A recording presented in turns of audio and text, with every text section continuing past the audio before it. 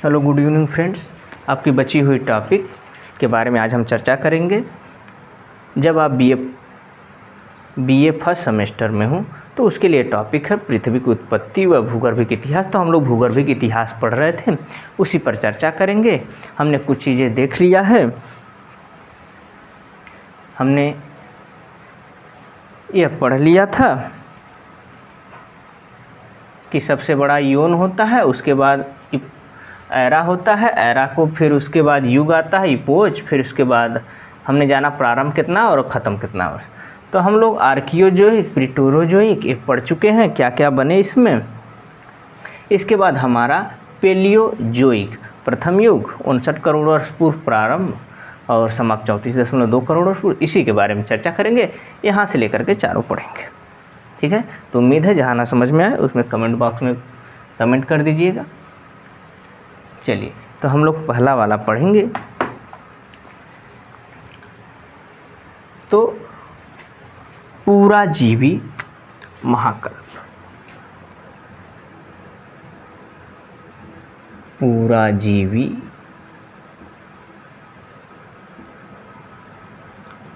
महाकल्प, पुराजीवी महाकल्प। पुराजीवी महाकल्प इस 59 करोड़ से लेकर के 34 करोड़, 59 करोड़ से लेकर के 24.8 करोड़। तो 59 करोड़ से प्रारंभ होता है। कुछ विद्वान इसको 57 करोड़ मानते हैं, ठीक है, किसी किसी बुक में मिल जाता है। कुछ विद्वान इसको 57 करोड़ वर्ष मानते हैं,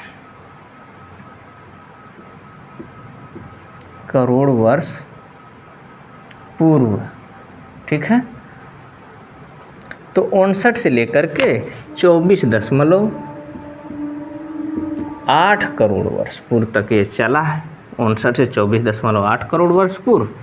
टोटल अवधि की बात किया जाए कितना चला, तो यहाँ से लेकर के यहाँ तक 34.2 करोड़ वर्ष, 34.2 करोड़ वर्ष तक चला है टोटल अवधि, ठीक है। तो यह हो गई बात। अब इसे ही हम प्रथम युग कहते हैं। क्यों कहते हैं? क्योंकि सर्वप्रथम आदि सागर में जो जीव थे तो समुद्र से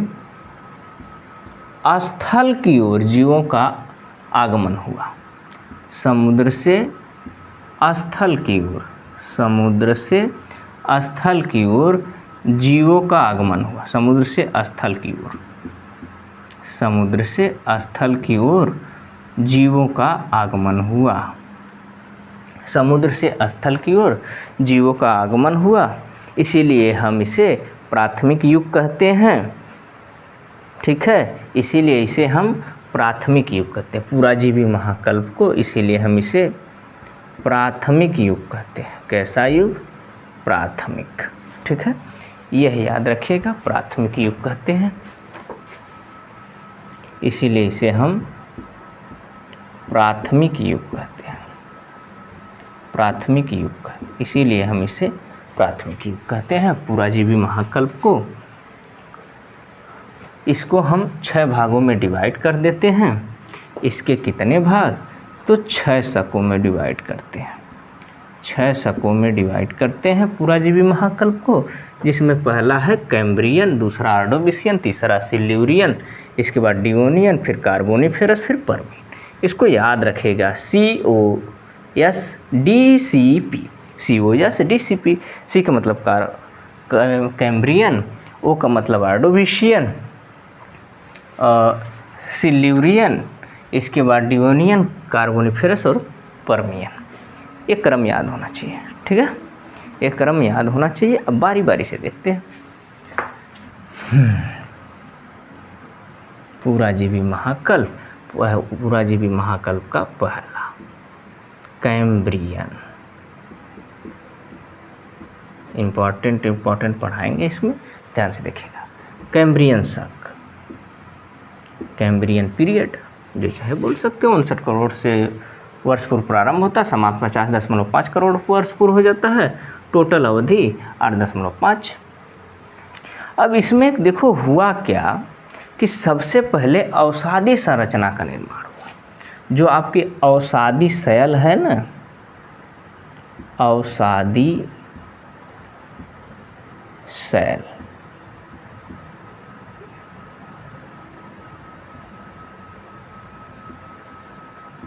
चट्टान, ठीक है।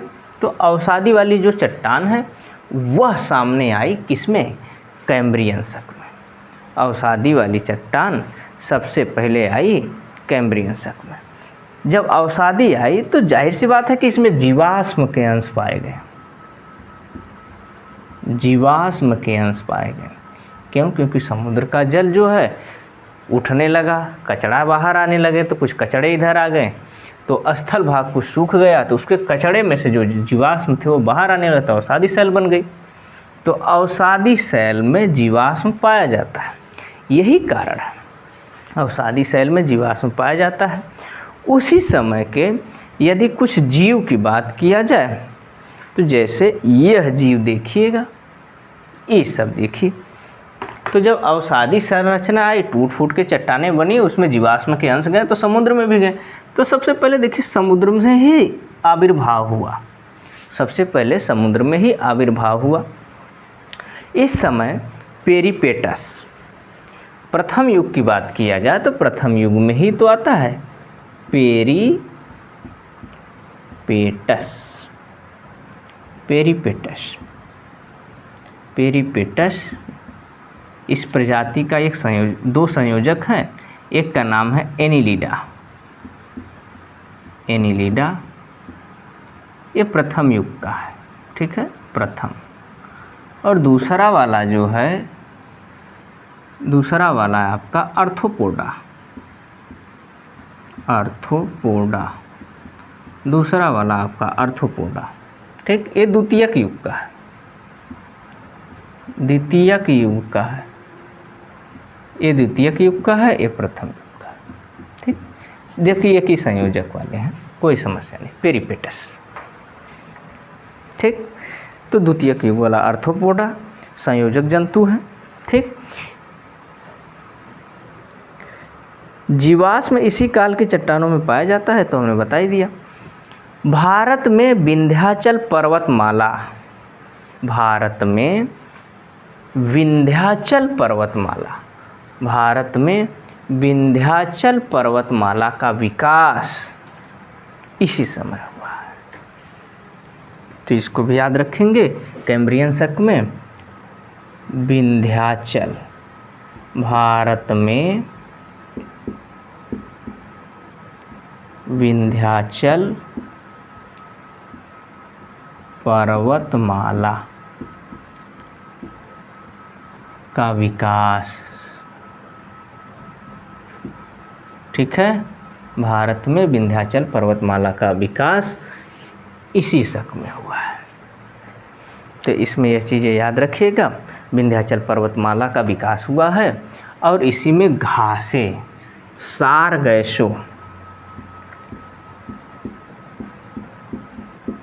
सारगैसो नामक घास का निर्माण हुआ,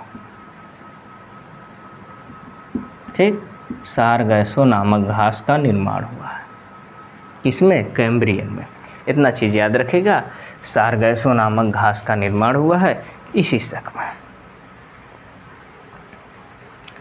तो आर्थ्रोपोडा, एनिलिडा, इसके बाद घासें, ठीक। आगे देख लेते हैं, आगे ऑर्डोविशियन, ठीक। अगला हमारा है ऑर्डोविशियन। ऑर्डोविशियन, कैम्ब्रियन हो गया, इसके बाद ऑर्डोविशियन, वो से मतलब ऑर्डोविशियन,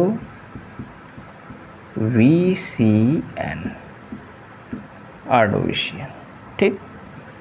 ऑर्डोविशियन, शक, किसी को कोई शक तो हाँ शक, ऑर्डोविशियन।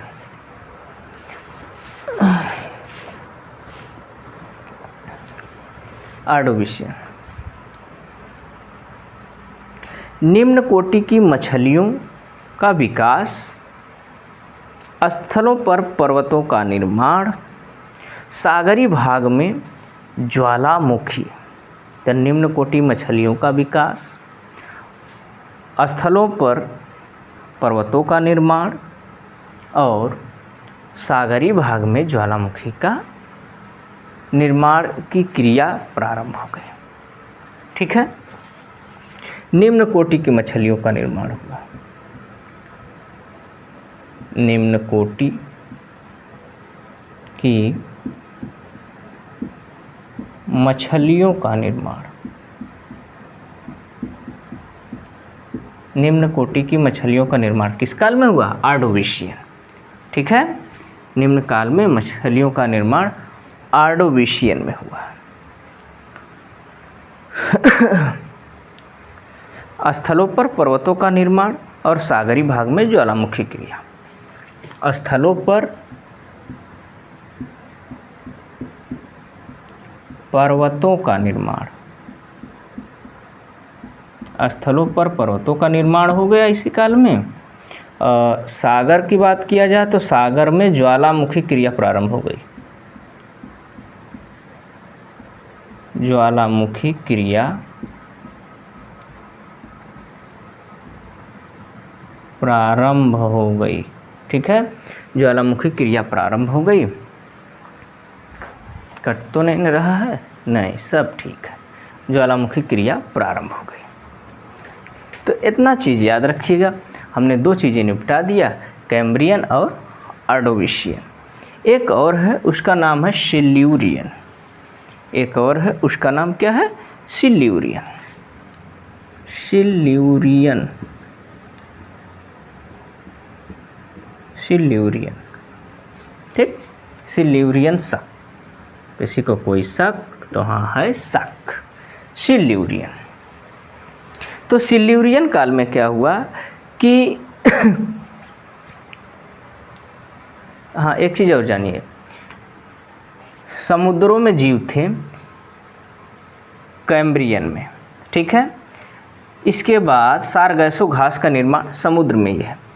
ऑर्डोविशियन शक में ये जो स्थलों पर पर्वतों का निर्माण हो रहा है, लेकिन अभी स्थल पर जीव विहीन था।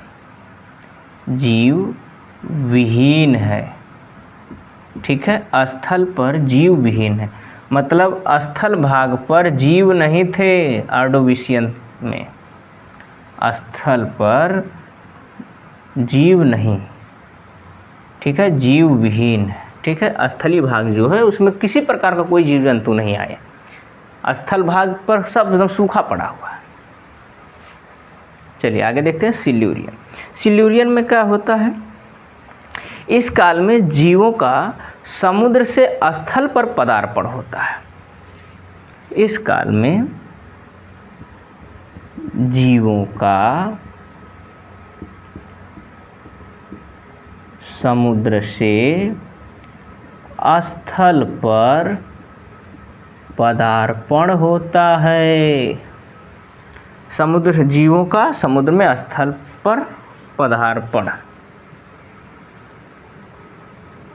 ठीक है। स्थल पर पदार्पण।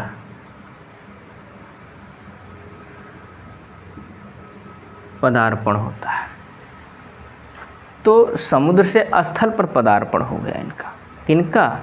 जीवों का। अब धीरे धीरे ना समुद्र से निकल करके स्थल भाग की ओर आकर्षित होने लगे।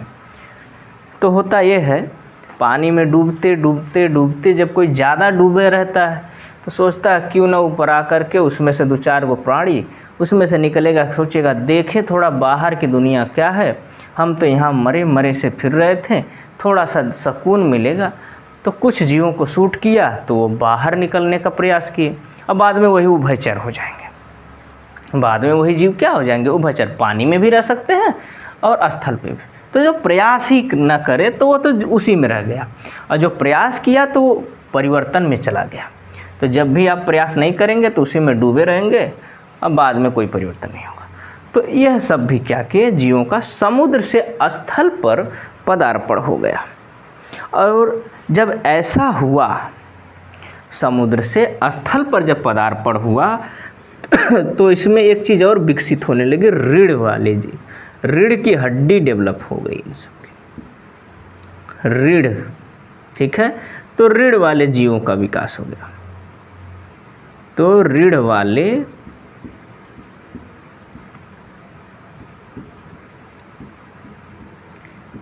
जीवों का विकास हो गया, रीढ़ वाले जीवों का विकास हो गया।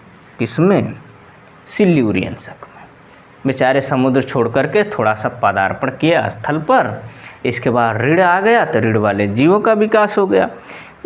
ठीक है, तो इसीलिए इसे रीढ़ वाले जीवों का काल भी कहते हैं, या हम कहें एज ऑफ वर्टिब्रेटस।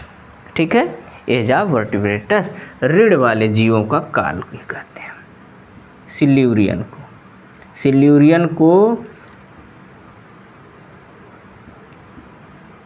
सिल्यूरियन शक को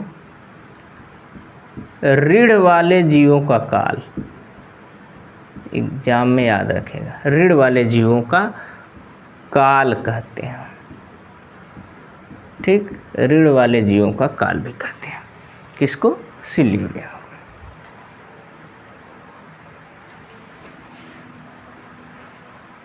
रीढ़ वाले जीवों का काल कहते हैं।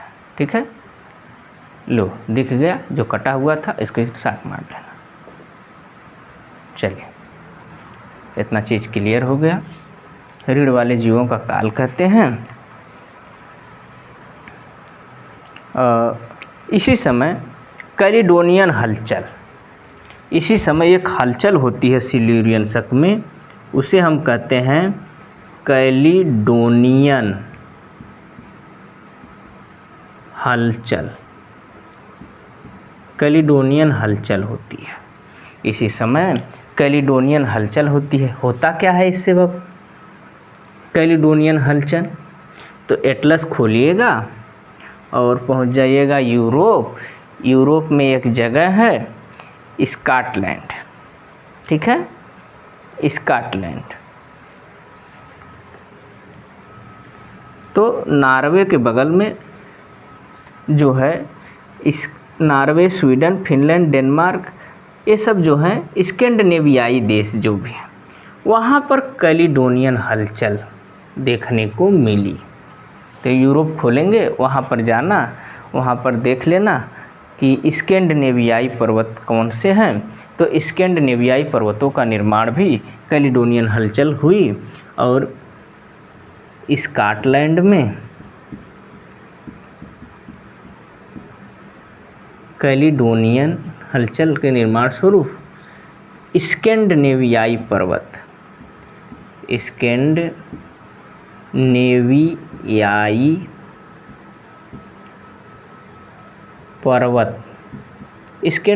पर्वत का निर्माण हुआ कैलिडोनियन हलचल के कारण।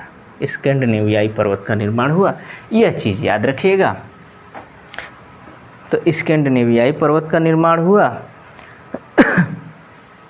अब वही मछलियाँ जो छोटी थी वो आगे बड़ी हो जाएंगी।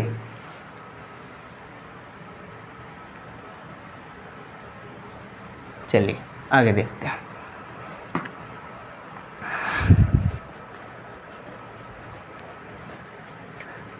अब एक चीज़ और जानिए, सिल्यूरियन हो गया। अगला जो हमारा कालखंड है उसका नाम है डिवोनियन। ठीक, तो इसको मिटा दे रहे हैं। समझिएगा इसको, ठीक है, रटेंगे तो समझ में नहीं आएगा, हम बाकी समझाने का प्रयास कर रहे हैं। पूरा जीवी महाकल्प, हमने कैम्ब्रियन पढ़ लिया, हमने सिल्यूरियन पढ़ लिया, आर्डोविशियन वाला भी पढ़ लिया। अगला है डिवोनियन, अगला है डिवोनियन शक, अगला है हमारा डिवोनियन शक। अब देखो ये डिवोनियन शक जो है, इस काल में जलवायु परिवर्तन बहुत तेज़ी से होने लगा। इस काल में जलवायु परिवर्तन हुआ जब जब होता है कि कोई जीव समुद्र में ही है, स्थल पर नहीं है, तो जलवायु वहाँ उतना नहीं प्रभावित करती। लेकिन जब स्थल पर आए तो फिर उसको भी डिफरेंट किए और जलवायु में परिवर्तन आने लगा, जलवायु में परिवर्तन आने लगा। और जब जलवायु में परिवर्तन आया तो मछलियाँ ग्रोथ कर गई अपनी। जो मछलियाँ हैं ये सब अपना विकास इतना तेज़ी से की कि वैज्ञानिकों को इस काल को मत्स्य युग कहना पड़ा। वैज्ञानिकों को इस काल में मत्स्य युग कहना पड़ा।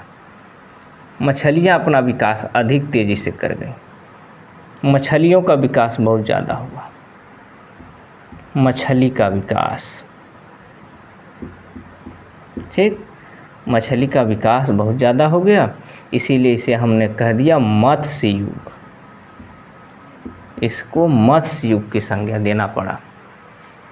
इस काल को डियोनियन को मत्स्य युग। और एक चीज़ और याद रखना, उभयचर जीव, ठीक है, इसी समय उभयचर जीवों का विकास हुआ। हमने बताया था कि वही जब बाहर आएंगे अंदर जाएंगे, पानी में जाएंगे बाहर आएंगे पानी में जाएंगे, तो इस तरह से उभयचर जीवों का विकास हुआ। उभयचर जीव का विकास, उभयचर जीव का विकास हो गया। किसमें? डियोनियन शक में। शक है ना हमको, क्या हुआ? तो उभयचर जीवों का विकास हुआ। किस काल में? डियोनियन, ठीक। तो डियोनियन में उभयचर जीवों का विकास हुआ। और प्रथम उभयचर जीव स्ट्रिगोसिफेलिया, प्रथम उभयचर जीव। अगर आपसे पूछे प्रथम उभयचर जीव कौन है, तो स्ट्रिगोसिफेलिया, स्ट्रिगोसिफेलिया प्रथम उभयचर जीव स्ट्रिगोसिफेलिया, ठीक, स्ट्रिगोसिफेलिया।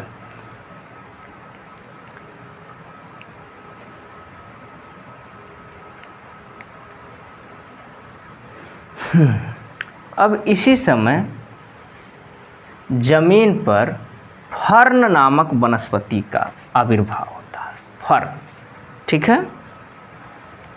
इसी समय जब स्ट्रिगोसिफेलिया आ गए तो इसके अलावा जमीन पर जंगलों का जन्म हुआ तथा फर्न जैसी वनस्पतियों का विस्तार हुआ। जमीन पर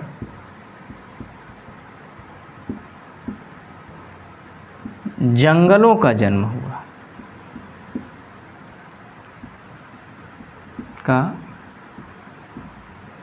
हुआ, आ गया स्थल भाग पर वनस्पति, ठीक है। इसी समय फर्न नामक वनस्पति का विस्तार हो गया समुद्र से लेकर स्थल तक, ठीक है। फर्न नामक, ठीक है, वनस्पति का विस्तार हुआ।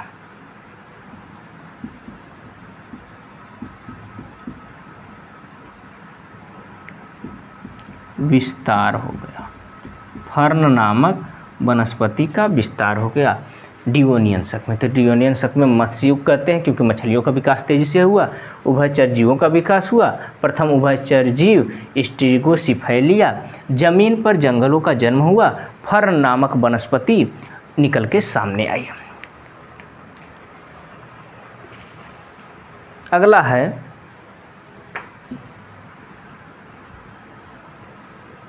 डियोनियन, हमारा हो गया। तो सिल्यूरियन, COS, कैम्ब्रियन, आर्डोविशियन, सिल्यूरियन, डियोनियन, इसके बाद डियोनियन के बाद कार्बोनिफेरस, ठीक है। इसके बाद डियोनियन शक के बाद कार्बोनिफेरस। तो DCP हमने बोला था DCP, एक बच जाएगा। तो इस C वाले को देखते हैं, कार्बोनिफेरस,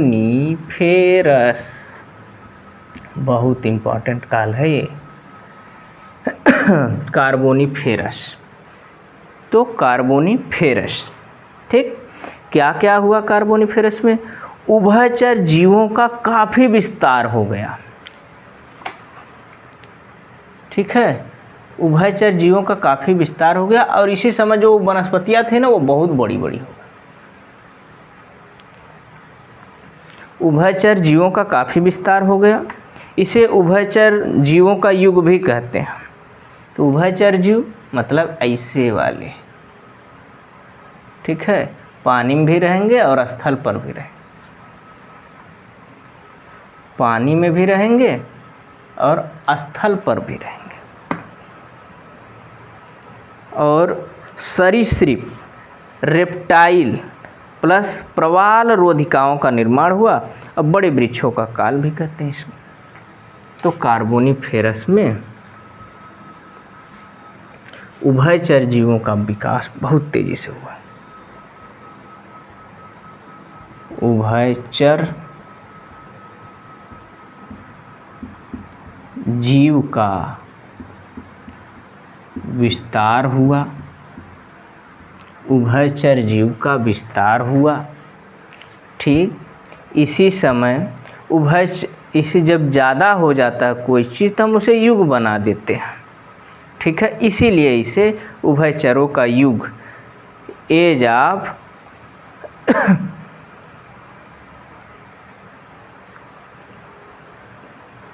तो इसीलिए इसे हम उभयचर, ठीक है, जीवों का युग भी कहते हैं। तो जब विस्तार ज़्यादा हो गया तो इसीलिए उभयचर जीवों का युग कहते हैं, उभयचरों का युग,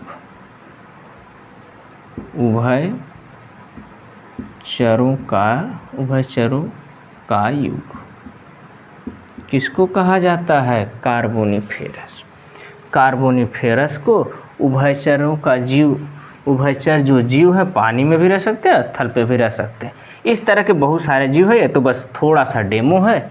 तो उभयचरों जीवों का युग कहा जाता है। किसको कहा जाता है?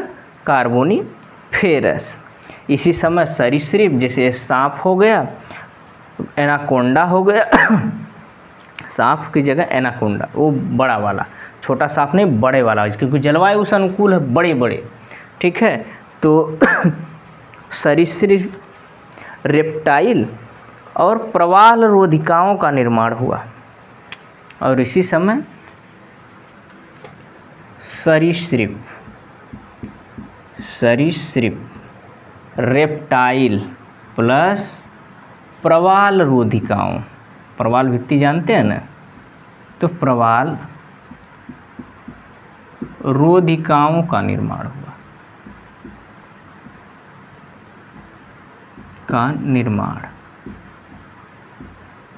ठीक है, प्रवाल रोधिकाओं का निर्माण हुआ। इसी में सरीसृपों का निर्माण हुआ। और सबसे खास बात बड़े वृक्षों का काल रहा है। सबसे खास बात यह बड़े वृक्षों का काल रहा। ये देखिए, सबसे खास बात बड़े वृक्षों का काल रहा। गोंडवाना क्रम की चट्टान का निर्माण, कोयले के व्यापक निक्षेप इन्हीं पेड़ों के दबने के कारण मिले। देखो, एक समय में इतना बड़ा विशाल पेड़, इतना विशाल पेड़ कि ये भी बेचारा दब के कोयला बना, किसी के यूज आया किसी समय। तो गोंडवाना क्रम की चट्टानों में कोयला पाया जाता है। उसका कारण क्या है कि कार्बोनिफेरस युग में ये ज़्यादा बने थे। तो कार्बोनिफेरस युग में बड़े वृक्षों का काल कहा जाता है। बड़े वृक्षों का काल।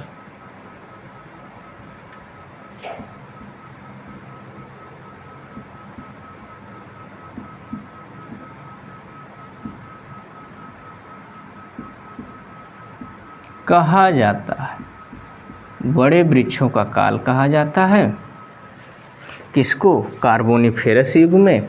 यही वृक्ष जब दब जाते हैं हलचल के कारण तो ये कोयले का निर्माण, ठीक है, गोंडवाना क्रम की चट्टान,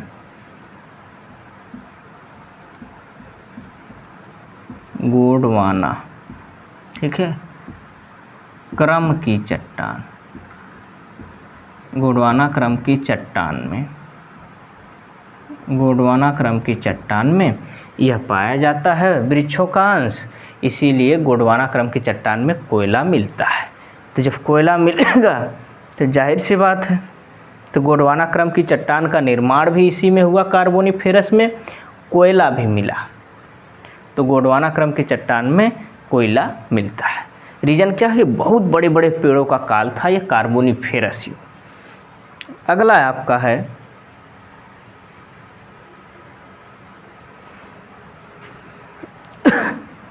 पर्मियन, ठीक, पर्मियन। चलिए देखते हैं Permian.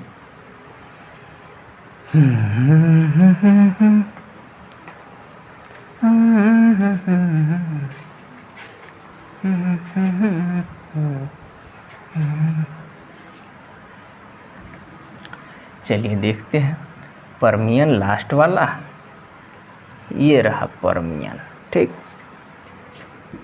P for Permian, P for Permian. शक, शक है भाई, इपोच, ठीक।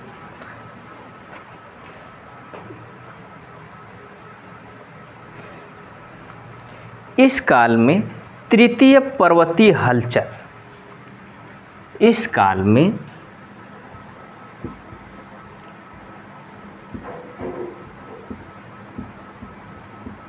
तृतीय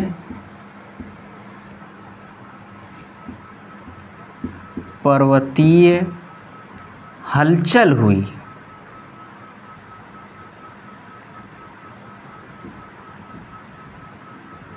तृतीय पर्वतीय हलचल हुई किसमें? इसी काल में तृतीय पर्वतीय हलचल हुई, जिसे हम जानते हैं हर्षिनियन हलचल। जिसे हम जानते क्या है? ये जो हलचल हुई इसका नाम है हर्षिनियन। इस हलचल का नाम है हर्षिनियन हलचल, ठीक है, हर्षिनियन हलचल। अब ये होता क्या हर्षिनियन हलचल? तो क्या करता है, कहीं धंस जाता है तो किसी स्थान जो धंस गया कोई वहीं रह गया बेचारा। तो इस तरह से हर्षिनियन हलचल से ब्लॉक फॉरेस्ट, ये देखो ब्लॉक फॉरेस्ट, यूरोप का मैप खोलेंगे उसमें जा कर के देखना है ब्लॉक फॉरेस्ट कहाँ लिखा है, उसको हाईलाइट कर देंगे। ये वहाँ की चट्टानी संरचना है। ब्लॉक फॉरेस्ट मिलेगा आपको कहाँ? यहाँ पर यूरोप में मिलेगा, ठीक है। यूरोप में जा कर के ब्लैक फॉरेस्ट देख लीजिएगा। तो ब्लैक फॉरेस्ट, स्पेनिश मेसेटा का पठार, अल्टाई, थियनसान। अल्टाई कहाँ मिलेगा? इधर एशिया के साइड मिलेगा। अल्टाई कहाँ मिलेगा? एशिया के साइड मिलेगा, ठीक है। तो अल्टाई, थियनसान, वासजेस, ये सब भ्रंशोत हैं। और अपलेशियन पर्वत कुछ भागों का निर्माण हुआ है इसमें। अपलेशियन पर्वत के कुछ भागों का निर्माण हुआ इसमें। अपलेशियन कहाँ है? अमेरिका का मैप ये है, यहाँ वाले पॉइंट पे जाइएगा, यहाँ वाले, तो इधर मिलेगा अपलेशियन। यही पॉइंट पे जाएंगे और यहाँ जा कर के देख लेना अपलेशियन पर्वत। और इस अपलेशियन पर्वत का कुछ जो हिस्सा है वो बनना स्टार्ट हो गया था। किस काल में? पर्मियन। तो पर्मियन में तृतीय हलचल हुई हर्षिनियन हलचल। हर्षिनियन हलचल के स्वरूप क्या निकला? ब्लैक फॉरेस्ट,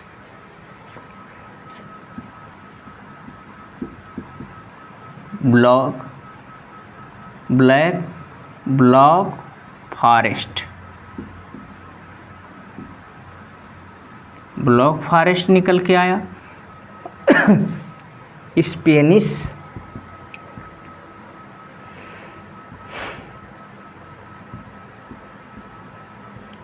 मेसेटा,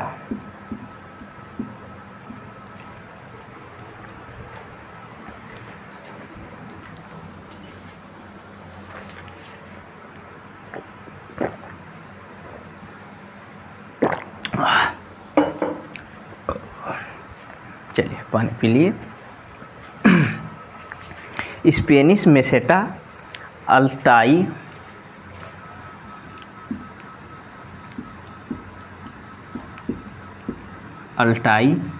थेयनसान,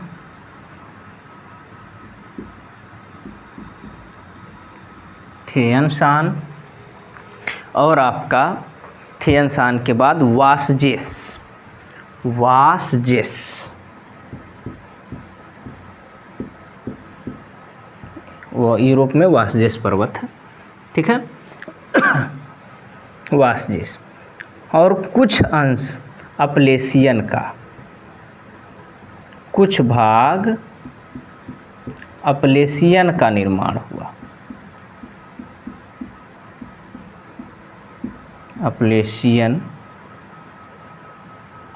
पर्वत श्रृंखला है, पर्वत श्रृंखला का निर्माण, ठीक है। अपलेशियन पर्वत श्रृंखला का निर्माण इसी में हुआ है, ठीक है। निर्माण इसी में हुआ है,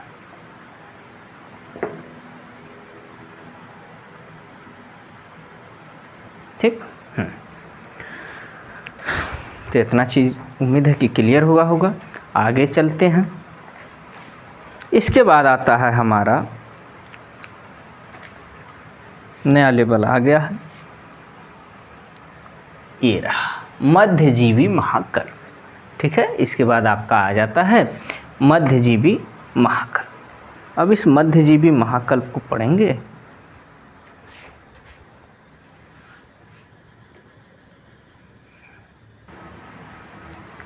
चलिए देखते हैं। मेसोजोइक, अब हुआ ये कि इस महाकल्प का प्रारंभ 24.8 करोड़ वर्ष पूर्व, 24.8 करोड़ वर्ष पूर्व प्रारंभ होता है, और समाप्ति का जो कगार है इसका 6.5 करोड़ वर्ष पूर्व मानते हैं। लेकिन इसका कुछ विद्वान इसको 22 करोड़ मानते हैं।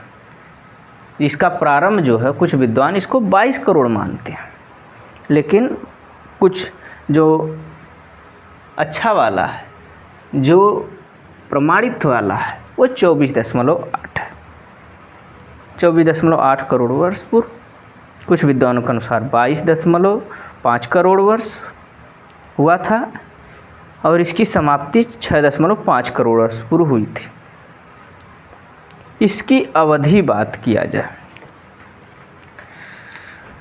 तो इसको मिटा दिया जाए।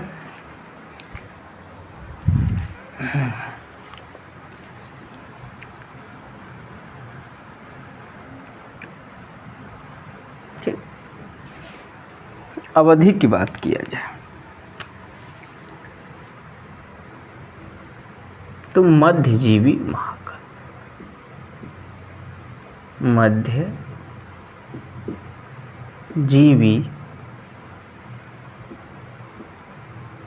महाकल्प, तो मध्यजीवी महाकल्प 24.8 करोड़ वर्ष पूर्व,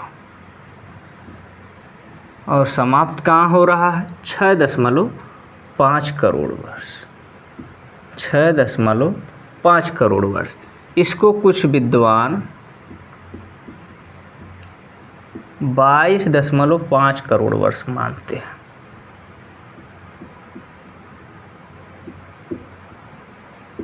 ठीक, ये समाप्त हो गया 6.5 करोड़ वर्ष। टोटल जो अवधि है 18.3 करोड़ वर्ष की थी। टोटल ये जो अवधि है 18.3 करोड़ वर्ष, 18.3 करोड़ वर्ष टोटल अवधि मानी जाती है। इसे सरीसृपों का युग, एज ऑफ रेप्टाइल, इसे सरीसृपों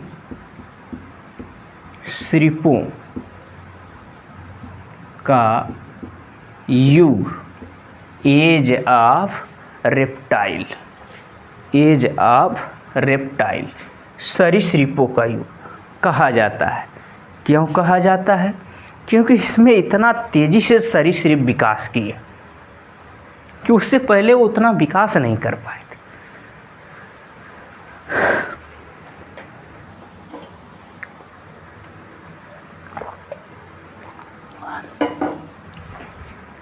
इतना तेज़ी से विकास किए कि इससे पहले उतना विकास नहीं कर पाए, इसीलिए इसे कहा जाता है एज ऑफ रेप्टाइल, सरीसृपों का युग कहा जाता है। इस महाकल्प को द्वितीयक युग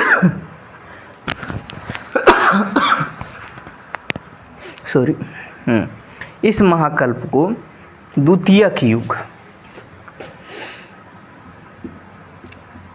द्वितीयक युग, इस महाकल्प को द्वितीयक युग की संज्ञा प्रदान की गई है, जिसे हम 3 शकों में डिवाइड करते हैं, ट्रियासिक, जुरासिक, क्रिटेशियस। याद रखना, मध्यजीवी महाकल्प में मेसोजोइक एरा में 3 पीरियड हैं, ट्रियासिक पीरियड, जुरासिक पीरियड और क्रिटेशियस पीरियड। ठीक है, ये 3 पीरियड हैं, बारी बारी से देख लेते हैं। तो पहला वाला है ट्रियासिक। ट्रियासिक पीरियड या ट्रियासिक शक। ट्रियासिक शक क्या है? ट्रियासिक शक में तो रेंगने वाले जीवों का काल कहते हैं। ट्रियासिक शक को रेंगने वाले जीवों का काल कहते हैं, एज ऑफ रेप्टाइल कहा जाता है। इसके अंतिम चरण में उड़ने वाले सरीसृपों, टीरोसारो,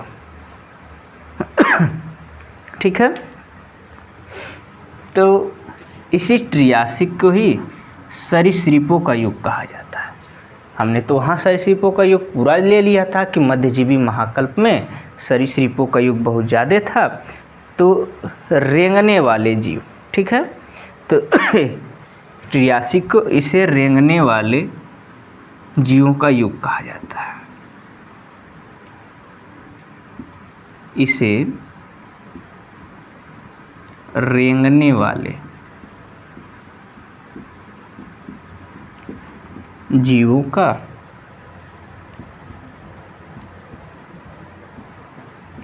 युग कहा जाता है।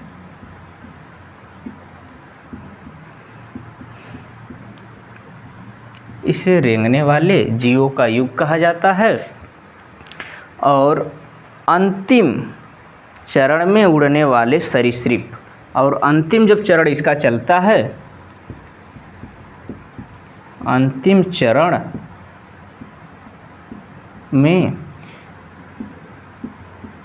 उड़ने वाले सरीसृप, पंख आ ही जाते हैं। जो व्यक्ति ज़्यादा रेंगता है ना, उसके धीरे धीरे पंख आते हैं तो उड़ता भी है। अंतिम चरण में उड़ने वाले सरीसृप, उड़ने वाले सरीसृप दिख रहा है, ठीक। तो अंतिम चरण में उड़ने वाले सरीसृप, जिसे हम कहते हैं टीरोसारो,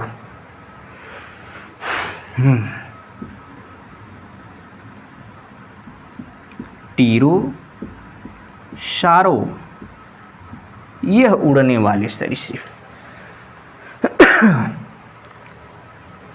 ठीक है, उड़ने वाले।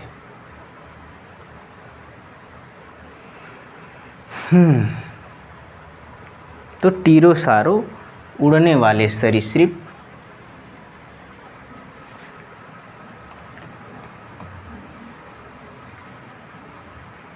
उड़ने वाले सरीसृप का निर्माण होने लगता है। सरीसृपों से अंडे देने वाले निम्न कोटि स्तनियों, सरीसृपों से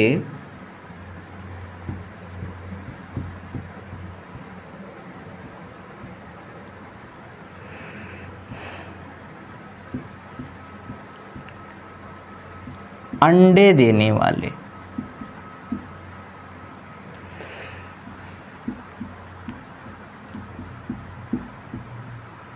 निम्न कोटि के स्तनियों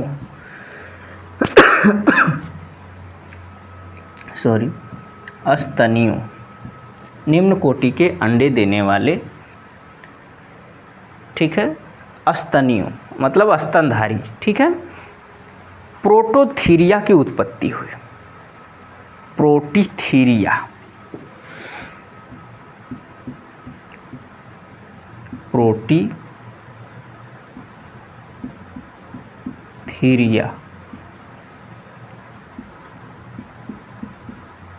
की उत्पत्ति हुई, ठीक है, प्रोटीथीरिया की उत्पत्ति हुई। स्तनियों में प्रोटीथीरिया की उत्पत्ति हुई, ठीक। अब एक चीज़ और याद रखिएगा, इतना चीज़ होने के बाद एक बहुत बड़ा कांड यह वाला हो गया, ये रहा, गोंडवाना लैंड का विखंडन हो गया। गोंडवाना लैंड का विखंडन हो गया। ध्यान से समझिएगा, ये हमारी संपूर्ण पृथ्वी दिख रहा है, गोला कट रहा है। इधर देख लेते हैं, इसी पे देख,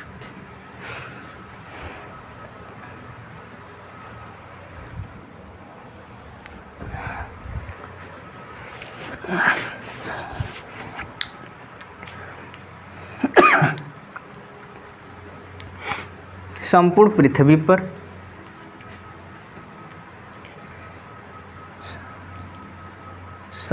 पृथ्वी पर किनारे किनारे जो है ये सब जल भरा था और बीच में स्थल भाग था, बीच में स्थल भाग था, किनारे किनारे जल भरा था। तो हमारे एक महोदय है वेगनर, उसने इसका नाम रखा पेंथालासा, इसका नाम रख दिया पेंथालासा। समुद्र का नाम पेंथालासा, इसका नाम रख दिया पेंजिया। क्या नाम दिया? पेंजिया। स्थल वाले का पेंजिया और इसका पेंथालासा। तो ट्रियासिक शक में इसका विखंडन हो गया, ट्रियासिक शक का, इससे पहले विखंडन हो गया पेंजिया का। अब ये दो भाग बटा, यह ऊपर वाला भाग जो आधा आधा हो गया, बीच में टेथिस भूसन्नति, टेथिस भूसन्नति, यहाँ पर टेथिस भूसन्नति, यह ऊपर वाला भाग कहलाया लारेंसिया, ऊपर वाला भाग कहलाया लारेंसिया और नीचे वाला संपूर्ण भाग कहलाया यहाँ से लेकर यहाँ तक गोंडवाना लैंड। संपूर्ण भाग कहलाया गोंडवाना लैंड, ठीक। अब इस गोंडवाना लैंड का विखंडन हो गया ट्रियासिक में, ठीक, यही कहानी है। तो गोंडवाना लैंड का विखंडन किस में हो गया? ट्रियासिक में। ट्रियासिक शक जो है इसमें गोंडवाना लैंड का विखंडन हो गया।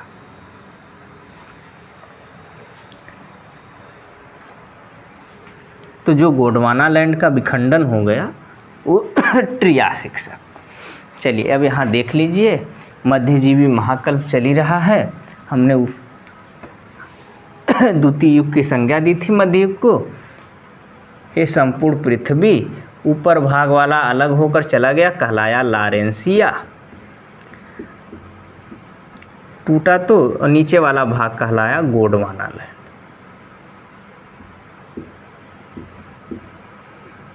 नीचे वाला भाग कहलाया गोंडवाना लैंड। तो गोंडवाना लैंड त्रियासिक युग में टूट गया। तो जब ये टूटा तो इसके जो भाग थे गोंडवाना लैंड के, एक अफ्रीका,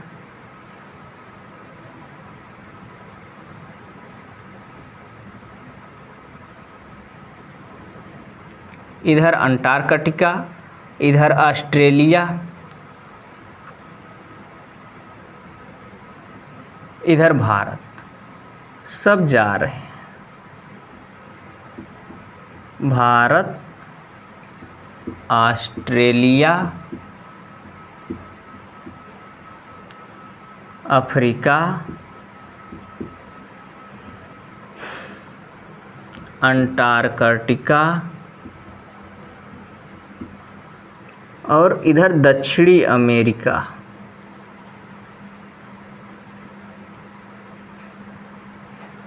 दक्षिणी अमेरिका,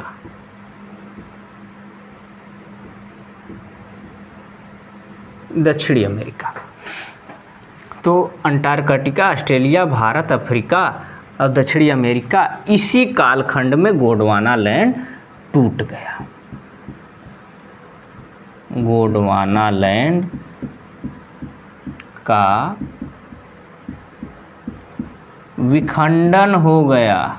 गोंडवाना लैंड का विखंडन हो गया, जिसमें से दक्षिणी अमेरिका, अफ्रीका, भारत, ऑस्ट्रेलिया, इस तरह का विखंडन देखने को मिला। ठीक, तो इतना चीज़ याद रखिएगा इसमें। गोंडवाना लैंड कब टूटा? तो ट्रियासिक शक में। ट्रियासिक के लिए इतना बहुत है। अगला है जुरैसिक। लो आ गया जुरैसिक। अब इस जुरैसिक इस कालखंड में पुष्पों आवृत्ति वाले, ठीक है, इसे आवृत्ति बीजी भी कहते हैं। इसे हम, ये जो पुष्प हैं होते हैं आवृत्ति बीजी। एक तो ये आते हैं, पुष्प पादक की उत्पत्ति हो गई। डायनासोर, ठीक है, स्थल पर डायनासोर जैसे सरीसृपों का प्रभुत्व था। ये सरीसृप हैं, ठीक। तो इसको मिटा देते हैं, फिर आगे देखना आराम से।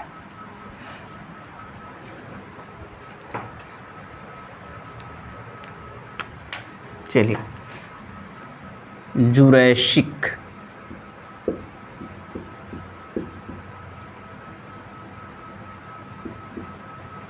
जुरैसिक शक, शक है हमको, जुरैसिक शक। तो ये जो जुरैसिक शक है, इसमें क्या क्या हुआ है? तो पुष्पपादक आवृत्ति बीजी की उत्पत्ति हुई। किसकी किसकी? पुष्पपादक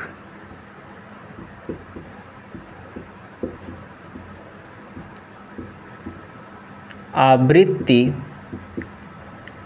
बीजी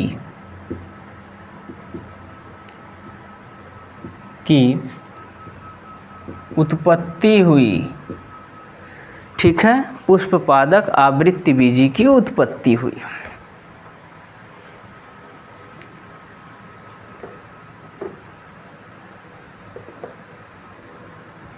ठीक, पुष्पपादक आवृत्ति बीजी की उत्पत्ति हुई। हाँ, डायनासोर जैसे सरीसृपों का प्रभुत्व था। ये डायनासोर जैसे सरीसृपों का प्रभुत्व था। डायनासोर, कोष्ठ में लिख दे रहे हैं सरीसृप,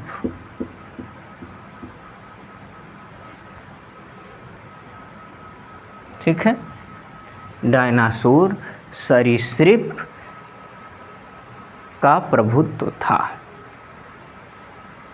ठीक है, अब देखो कैसे मान ले कि प्रभुत्व था। तो ये बेचारा जब मरा ना तो इसका एक कंकाल दिख गया। लोगों को जब कंकाल का स्टडी किए ना तो ये मानव है, इसके दिमाग में इतनी सूचना है, ये पूरे ब्रह्मांड को खोल कर रख सकता है। तो दिमाग बहुत बड़ी चीज़ है भाई, मानना पड़ेगा। तो ये जो कंकाल है वो भारत में भी मिला है। तो ये आपको याद कहाँ कहाँ का रखना है। तो भारत के रायोली, गुजरात का एक ठो जगह है। ठीक है, तो भारत में गुजरात के रायोली में इसके अवशेष मिले हैं। ठीक है, कहाँ मिले हैं? गुजरात के रायोली में मिले हैं, एमपी के बारासिमला पहाड़ी में मिले हैं, उसकी पहाड़ी पर नर्मदा नदी घाटी में। ठीक है, पुष्टि हुई है।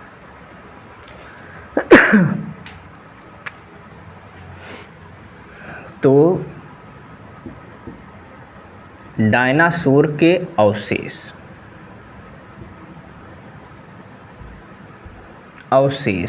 ठीक है,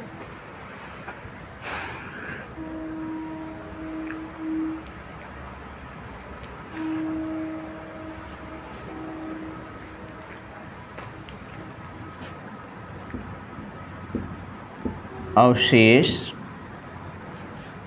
डायनासोर के अवशेष गुजरात के रायोली,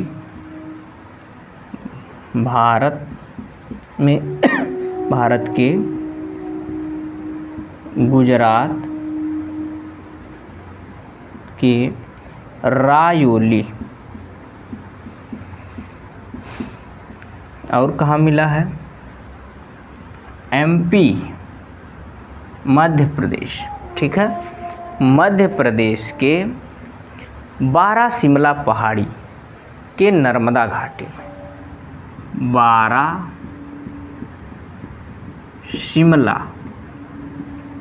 पहाड़ी के नर्मदा घाटी में, बारासिमला पहाड़ी के नर्मदा घाटी में इसके अवशेष मिले, कंकाल मिले हैं। ठीक, कंकाल मिले। और निम्न स्तनियों प्रोटीथीरिया, मर्सुपियल, मेटाथीरिया, ये तो मिले ही मिले, ये भी मिले। लो आ गया, कौन आ गया?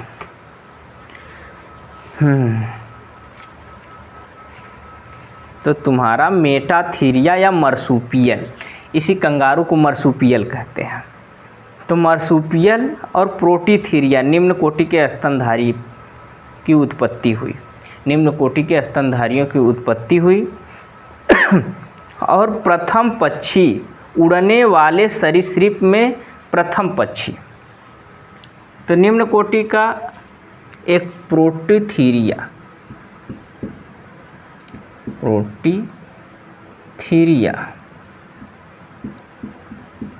एक आपका प्रोटीथीरिया हो गया। ठीक है, प्रोटीथीरिया। इससे पहले हमने बताया था कि प्रोटीथीरिया जो है द्वितीय वाला है। ठीक है, तो प्रोटीथीरिया वाले सरीसृप। अब प्रथम पक्षी आर्कियोप्टेरिक्स,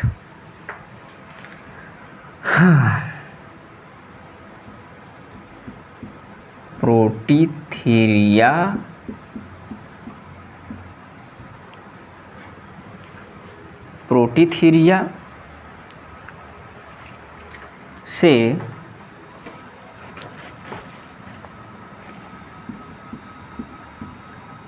मर्सुपियल,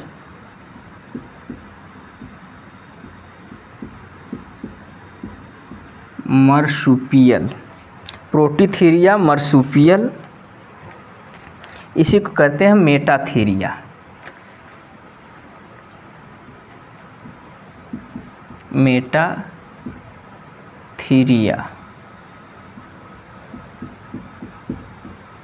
मेटाथीरिया कंगारू, ठीक है, जिसे कंगारू बोलते हैं, कंगारू, जिसे आप लोग क्या कहते हो, कंगारू, जिसे कहते हैं सब लोग कंगारू। तो ये जो कंगारू है ना, यह मेटाथीरिया प्रजाति का है। इनकी भी उत्पत्ति इसी काल में हुई है, ठीक है, जुरैसिक में ही हुई है। और सरीसृप में सबसे ये वाला आर्कियोप्टेरिक्स पक्षी जो है, इसी काल में ये भी बेचारा उड़ने वाला सरीसृप पैदा हुआ। इसके बाद है क्रिटेशियस। क्रिटेशियस क्या है? यह मध्यजीवी महाकल्प का अंतिम शक था। इस काल में पर्वतों का निर्माण क्रिया अत्यधिक सक्रिय रही।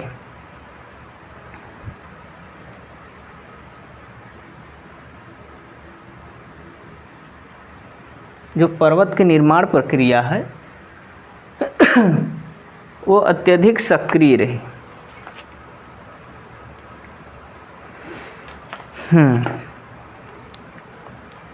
कुछ चीज़ें जान जाइए।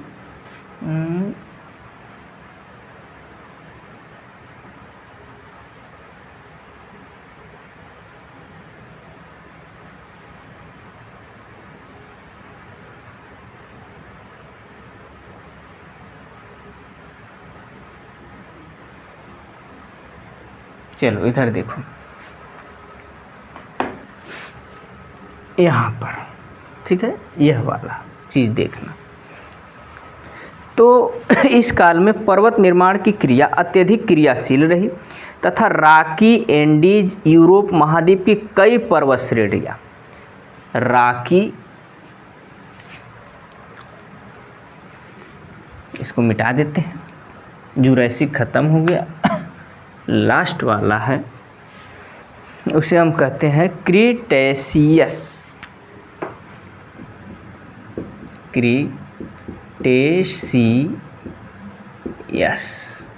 ठीक है, क्रिटेशियस, शक तो ही है, क्रिटेशियस शक।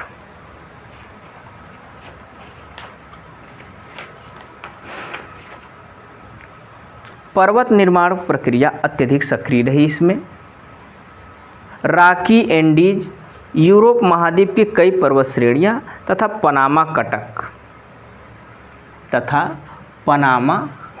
पनामा नहर, ठीक है, यहीं से काट के बनाई गई है।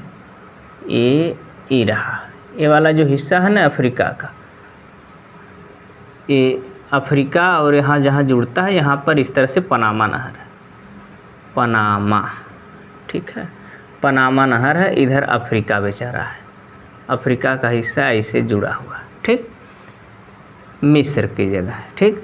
तो यहीं से पनामा नहर, नहीं ये स्वेज नहर है, सॉरी, यहाँ स्वेज नहर है, पनामा अमेरिका वाला, ठीक है, पनामा यह वाला वहाँ, पनामा, ठीक। तो पनामा, तो यह वाला रॉकी, यह एंडीज, ठीक है, रॉकी पर्वत, एंडीज पर्वत और यूरोप के कई पर्वत श्रेणियाँ इसी समय बनी है। और भारत का जो पठारी भाग है उस पर लावा जमाने वाला जो काम है, लावा कैसे जमने के बाद पठार बन गया, वो इसी काल में हुआ है। किसमें? क्रिटेशियस में। तो पर्वत निर्माण क्रिया अत्यधिक क्रियाशील रही। पर्वत निर्माण क्रिया अत्यधिक क्रियाशील रही।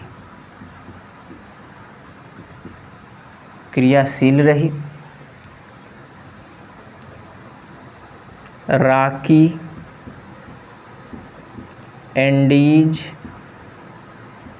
राकी हो गया आपका, एंडीज हो गया, और पनामा,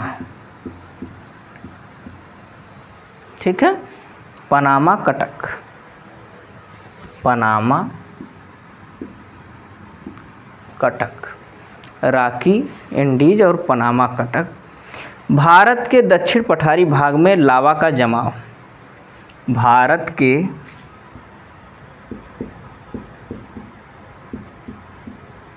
दक्षिण पठारी भाग में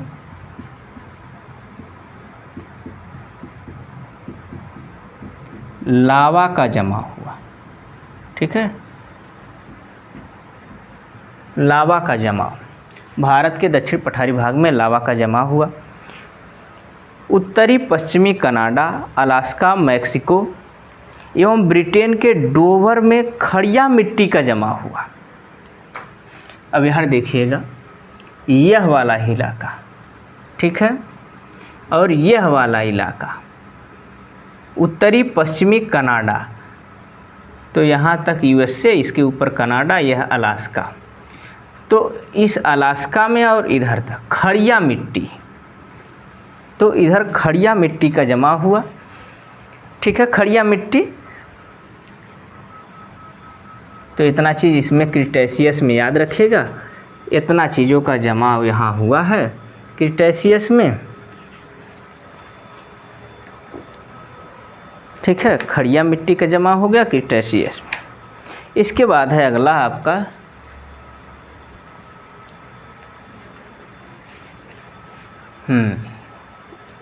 चलिए कुछ चीज़ें जान जाइए, एक बार रिवीजन कर लीजिए।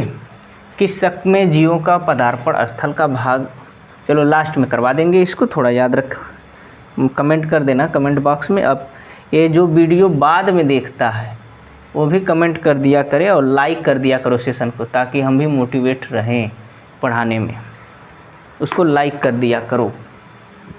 Cenozoic era, Cenozoic era, Mesozoic के बाद सीनोजोइक। अब सीनोजोइक में हुआ क्या, तो सीनोजोइक इस महाकल्प का प्रारंभ 6.5 करोड़ 6.5 करोड़ वर्ष पूर्व प्रारंभ होता है और जाके समाप्त कहाँ हो जाता है, तो 20 लाख वर्ष पूर्व जा कर के समाप्त हो जाता है। 0.20 करोड़ लिखा है तो मतलब 20 लाख, ठीक, 20 लाख पूर्व जा कर के यह समाप्त हो जाता है। अर्थात इस महाकल्प की अवधि लगभग 6.3 करोड़ में समाप्त हो जाती थी। इसी महाकल्प के विभिन्न शकों में अल्पाइन पर्वतीकरण की प्रक्रिया के फलस्वरूप विश्व के नवीन मोड़दार पर्वत, जैसे आल्पस हो गया आपका, हिमालय पर्वत हो गया, ठीक है, तो जो मोड़दार पर्वत है आल्पस, हिमालय, राकी, एंडीज, ये सभी पर्वत का आविर्भाव देखने को मिला यहाँ, ठीक है। इसे स्तनियों, कीटों और आवृत्ति बीजी पादक का युग कहते हैं। मतलब हर एक युग जाएगा, सबका एक ग्राफ है, एक समय जो रेंगता है फिर ऊपर उठता है और फिर पतन की तरफ जाता है, ख़त्म हो जाता है, फिर उठता रेंगता है कोई, फिर उठता है, फिर पतन की तरफ जाता, समाप्त हो जाता है। तो इस पे डेविस का सिद्धांत सटीक काम करता है, केवल चट्टान पे नहीं संपूर्ण जीवों पर भी करता है कि कोई भी व्यक्ति हो या समुदाय हो या कोई जीव हो, एक समय इतना तेज़ी से बेचारा रेंग रेंग के चलता है और रेंगने के बाद धीरे धीरे उठता है, लेकिन इतना न उठ जाता है कि फिर वहीं से लटक के नीचे आने लगता है और व्यक्ति का जीवन समाप्त हो जाता है। तो इसी तरह जीवों का भी हुआ, किसी समय कोई बढ़ जा रहा है तो किसी समय कोई एकदम ख़त्म हो जा रहा है। तो हुआ यह, हम लोग पहुंच गए थे कि इसे स्तनियों, कीटों और आवृत्ति बीजी पादक का युग कहा जाता है। एज ऑफ मैमल्स, ठीक है, एज ऑफ मैमल्स, मैमल्स का भी युग आया और इसी समय आवृत्ति बीजी पादकों का भी युग आया। तो मैमल से ही तो सब लोग निकल के आए, जो स्तनधारी हैं सब मैमल से ही थे, वहीं से निकल के आए। तो हम लोग इसको तृतीयक युग की संज्ञा से देते हैं। अब एक बार फिर से देख लीजिए।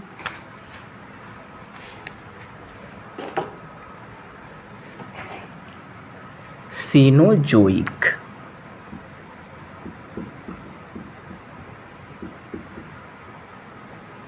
सीनोजोइक महाकल्प, सीनोजोइक महाकल्प, सीनोजोइक महाकल्प पेलियोसीन, इयोसीन, ओलिगोसीन, मियोसीन और प्लियोसीन शक में बांटा गया है। तो सबसे पहले ये जान जाइए 6.5 करोड़ वर्ष पूर्व प्रारंभ होता है। 6.5 करोड़ वर्ष पूर्व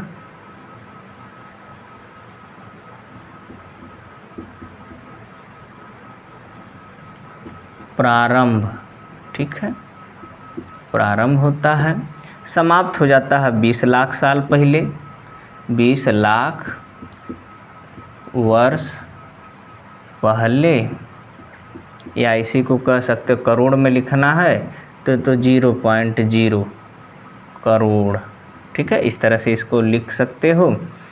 टोटल अवधि जो चली इसकी 6.5 करोड़ से 20 लाख वर्ष पूर्व तक चला है। टोटल अवधि की बात किया जाए तो 6.3 करोड़ वर्ष की थी। 6.3 करोड़ वर्ष की टोटल अवधि निकल के आई, ठीक है। टोटल अवधि जो निकल के आई 6.3 करोड़ की, सीनोजोइक महाकल्प की टोटल अवधि निकल के आई। अल्पाइन पर्वतीकरण की प्रक्रिया के फलस्वरूप, अल्पाइन पर्वतीकरण की प्रक्रिया के फलस्वरूप नवीन मोड़दार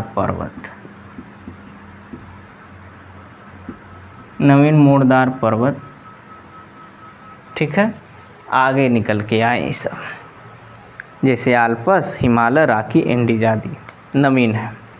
और इसमें स्तनियों, कीटों और आवृत्तिबीजी, स्तनियों,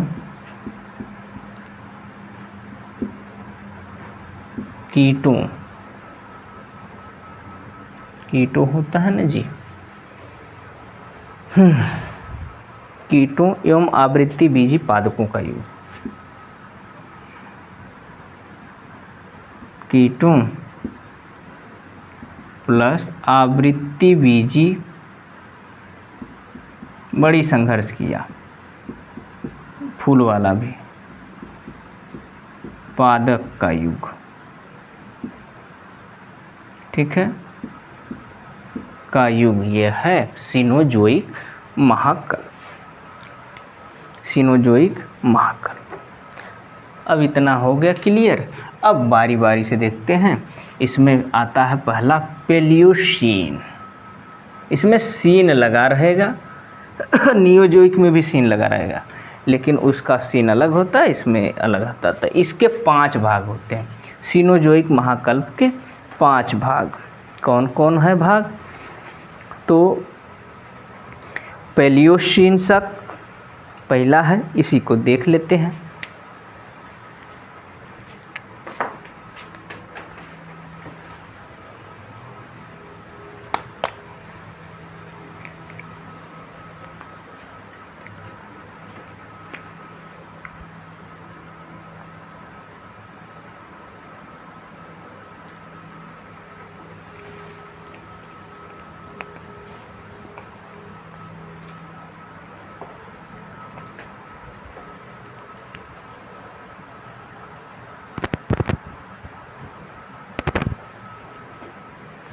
चलिए, तो पहला आपका है पेलियोसीन, पहला आपका है पेलियोसीन, पेलियोसीन शक। सबसे पहला आपका है पेलियोसीन शक। अल्पाइन पर्वतीकरण, पुष्प पादक, पुरातन स्तनियों मैमल्स, ठीक है, पुरातन स्तनियों या उन्हीं को हम कहते हैं मैमल्स का विस्तार हो रहा था, और डायनासोर बेचारे समाप्त हो चुके, डायनासोर बेचारे समाप्त हो चुके थे। रीजन क्या था कि एक बहुत बड़ा मेट्रॉइड,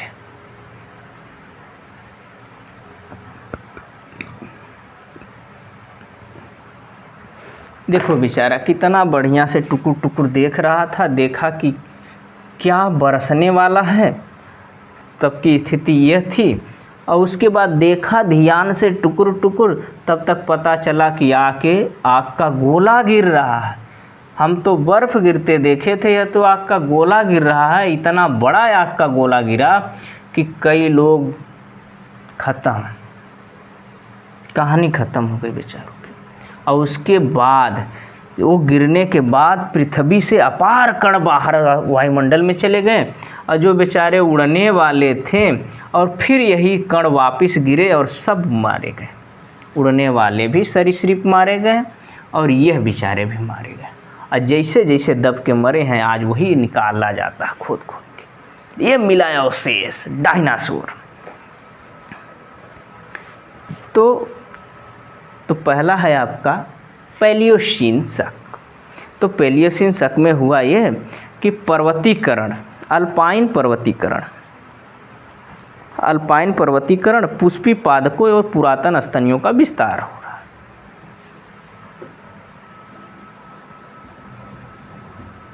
अल्पाइन नवीन मोड़दार पर्वत, नवीन मोड़दार पर्वत प्लस पुष्प पादकों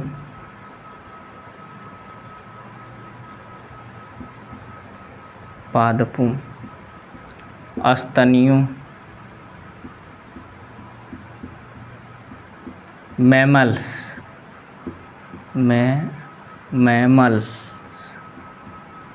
ठीक है, मैमल्स का विस्तार हो रहा था, मैमल्स का विस्तार हो रहा था।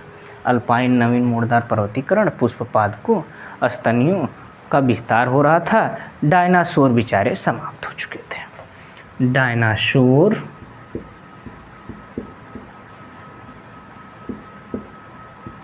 समाप्त हो चुके थे।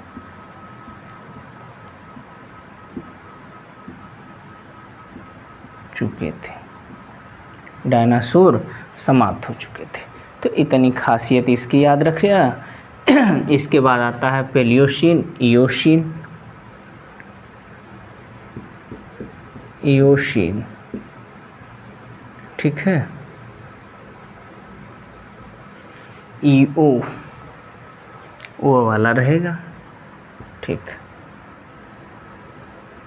इयोसीन। लो शक, कोई शक, हाँ शक। इयोसीन पिछले युग में हिमालय निर्मित पर्वत श्रेणियों की जो ऊंचाई है, हिमालय भी बनने लगा। ये नवीन मोड़दार पर्वतों जब आ गए तो सब राकी भी आ गया, एंडीज भी आ गया, हिमालय भी आ गया। अब हिमालय में पुनः वृद्धि हुई, जो हिमालय पर्वत था पुनः वृद्धि हुई, तो बृहद हिमालय का निर्माण हुआ। इसी इयोसीन शक में हिमालय में पुनः वृद्धि, हिमालय में पुनः वृद्धि, हिमालय पर्वत जो है, हिमालय पर्वत याद रहेगा। तो हिमालय कहेगा तो क्या हिमालय, हिमालय पर्वत में पुनः वृद्धि, जिससे बृहद हिमालय का निर्माण हुआ। किस हिमालय का? बृहद हिमालय का निर्माण हुआ, ठीक है, बृहद हिमालय का निर्माण हुआ। किसमें? इयोसीन शक में बृहद हिमालय का निर्माण हुआ, इयोसीन शक में। किस शक में? इयोसीन शक में निर्माण प्रारंभ हुआ, ठीक, निर्माण प्रारंभ, ठीक, निर्माण प्रारंभ हो गया। किसमें? इयोसीन शक में। बृहद हिमालय का निर्माण प्रारंभ हो गया।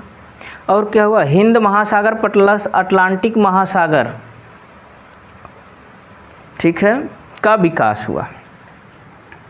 इसी समय हिंद महासागर आज है ना बड़ा सा हिंद महासागर, हिंद महासागर प्लस अटलांटिक या अंध महासागर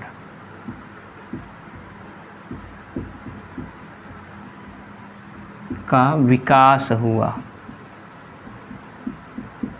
अटलांटिक महासागर का विकास हुआ किसमें, इयोसीन शक में।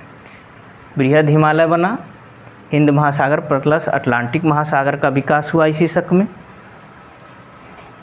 ठीक है। वर्तमान स्तनधारी जीवों के अनेक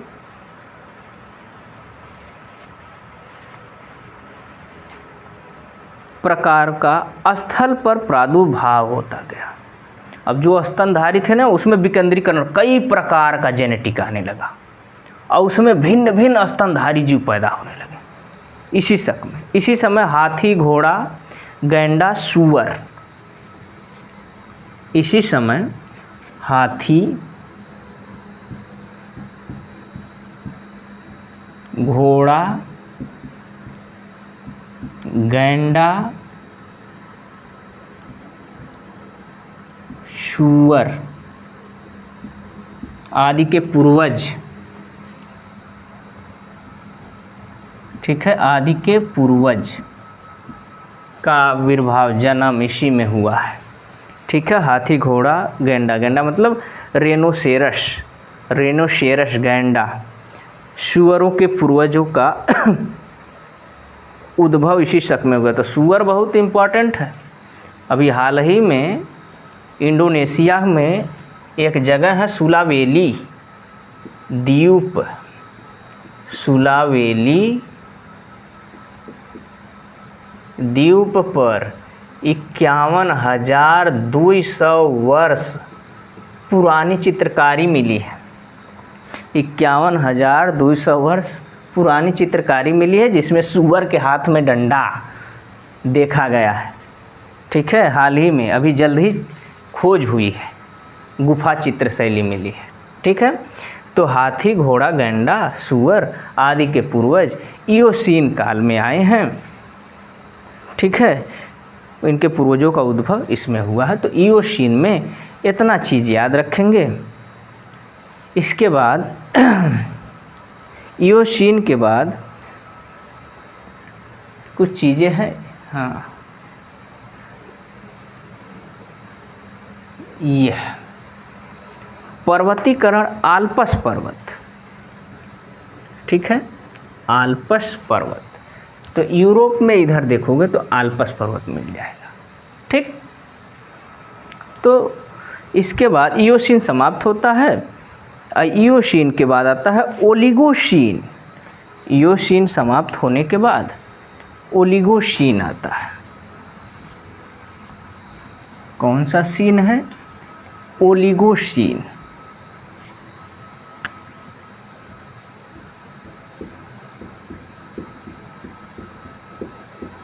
ओलिगोसीन, ओलिगोसीन, ठीक, शक, ओलिगोसीन शक।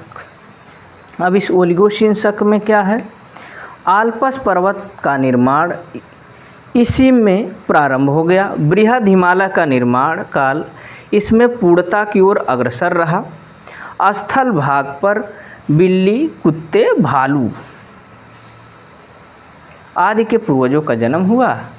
एक खास बात, इसमें पुच्छहीन जो बंदर हैं, एपी पुच्छहीन बंदर है, यानी हमारे पूर्वज, ठीक है, पुच्छहीन बंदर का आविर्भाव इसी में हुआ है, ठीक है।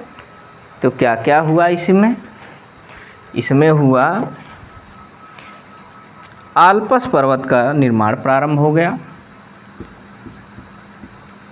आल्प्स पर्वत का निर्माण प्रारंभ हो गया। ठीक है, आल्पस पर्वत का निर्माण प्रारंभ हो गया। और क्या हुआ, बृहद हिमालय निर्माण पूर्वता की ओर अग्रसर रहा। बृहद हिमालय निर्माण, ठीक है, पूर्वता की ओर अग्रसर रहा। पूर्वता की ओर अग्रसर रहा। ठीक है, अग्रसर मतलब कि अब यह निर्माण की ओर, पूर्वता का मतलब अब लास्ट सीमा की ओर जा रहा है धीरे धीरे। इसके बाद क्या है, स्थल भाग पर, स्थल भाग पर कुत्ता बिल्ली,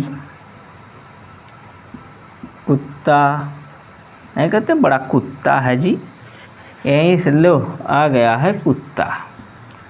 किसमें, ओलिगोशीन में। कुत्ता, वो कुत्ता बोलेगा तो वो बिल्ली बोलेगी। ठीक, कुत्ता बिल्ली,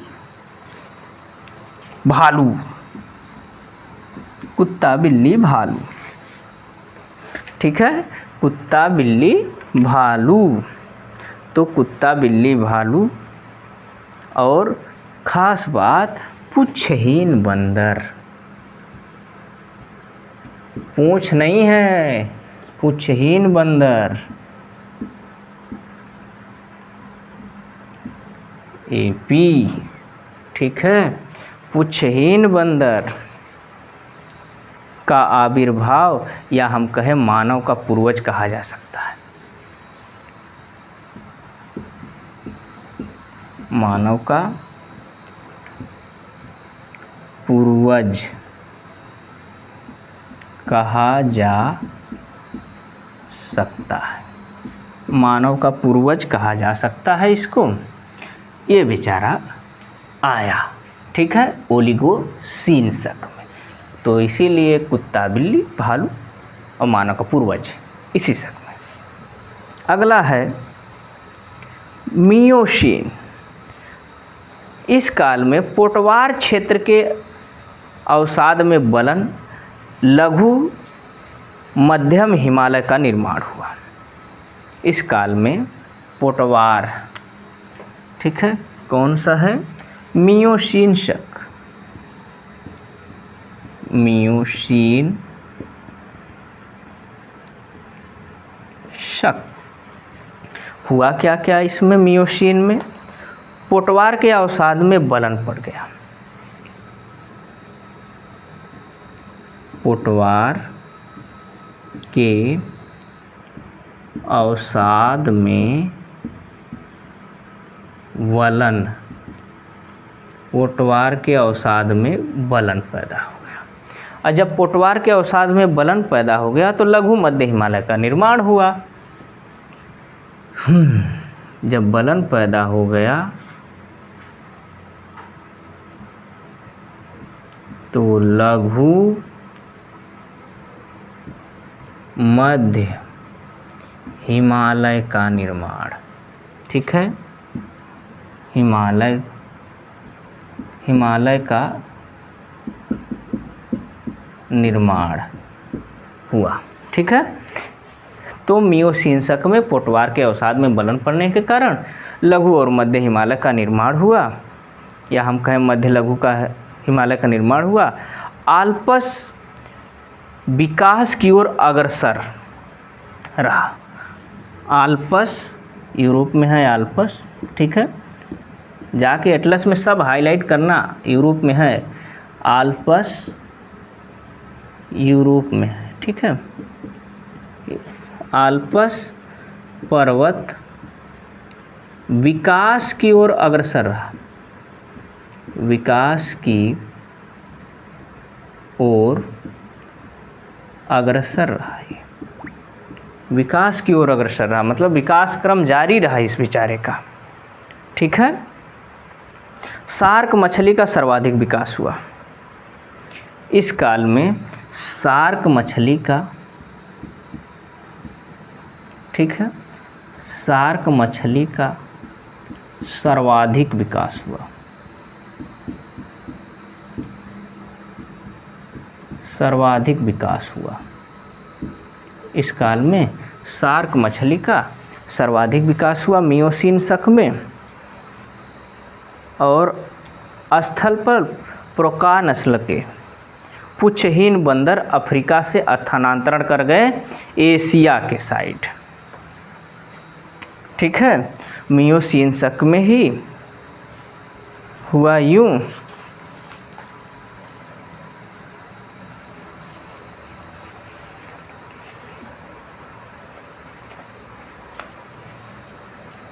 प्रोका नस्ल बंदरों की एक पुच्छहीन, जो ये नस्ल थी ना पुच्छहीन बंदर, उसी में से एक प्रोका नस्ल का था। प्रोका नस्ल, ठीक है, प्रोका नस्ल, ठीक है, प्रोका नस्ल के पुच्छहीन बंदर, पूंछ नहीं है, पुच्छहीन बंदर अफ्रीका से कहाँ स्थानांतरित कर गए? एशिया। अफ्रीका से स्थानांतरण एशिया की तरफ कर गए। प्रोका नस्ल के जो पुच्छहीन बंदर थे वह स्थानांतरित हो गए, यानी इस अफ्रीका से ऐसे ऐसे भागे, फिर यूरोप गए, फिर इधर अमेरिका, फिर ऐसे ऐसे फैले हैं। ठीक है, इस तरह से ये पुच्छहीन बंदर फैले। और इसी समय ब्लैक सी, काला सागर यहाँ पर, ठीक है, ब्लैक सी काला सागर, ठीक है, ये वाला भाग ब्लैक सी काला सागर और उत्तरी सागर, उत्तर में चले जाएंगे उत्तर सागर, इसके बाद कैस्पियन सागर, ये वाला, ठीक है, उत्तर सागर हो गया, कैस्पियन, उत्तर सागर मतलब इधर, ठीक है, उत्तर सागर, कैस्पियन सागर, अरब सागर की उत्पत्ति हुई। अरब अरब अरब अरब अरब, ठीक है, ये वाला अरब सागर की उत्पत्ति हुई। किस काल में? इसी वाले में, मियोसीन शक में, मियोसीन कह रहे हैं, सॉरी एक मिनट, ये चीज़ इतना ही याद रखना, एशिया तक। इसके बाद आता है प्लियोसीन, ठीक है, ये वाली घटनाएं सब प्लियोसीन की। चलो तो इसको मिटा देते हैं, नोट कर लिए होंगे, आगे देखना। समाप्ति के कगार पे पहुंच रहा है, धीरे धीरे मेहनत कर रहे हैं आप लोगों के लिए, तो आप लोग इसको लाइक करके शेयर सब्सक्राइब करवाते रहिए, और लाइक कर देना, सभी जितने लोग देखेंगे सभी लोग लाइक कर देंगे। तो इसके बाद आता है प्लियोसीन शक। प्लियोसीन शक, कल क्या आज जो रात के वीडियो सुबह 3 बजे है, वो वाली वीडियो हो सकता है देर से लूँ, क्योंकि इस टाइम मुझे रात ज़्यादा हो गई है, 12 बजने 20 मिनट बाकी हैं, तो अभी वीडियो आप ही का ख़त्म नहीं हुआ, तो उस वाले वीडियो को मैं देर से लूँगा। ठीक है, उस देर से वीडियो शूट होगा वो लाइव वाला क्लास, ठीक है। अभी तो यही चल रहा है। तो इसमें क्या हुआ, काला सागर, काला सागर, काला सागर, उत्तरी सागर,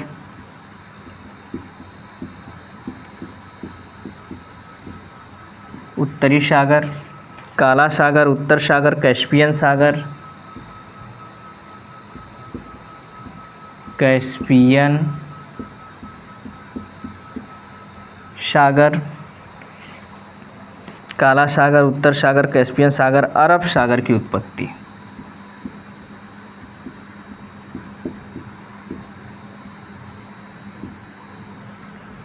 अरब सागर की उत्पत्ति इसी में हुई है। ठीक है, जलपूर्ण द्रोणी और इसी समय जलपूर्ण द्रोणी टेथिस भूसन्नति में अवसादों के जमाव से, टेथिस भूसन्नति, ठीक है, सन्नति में अवसादों के जमाव से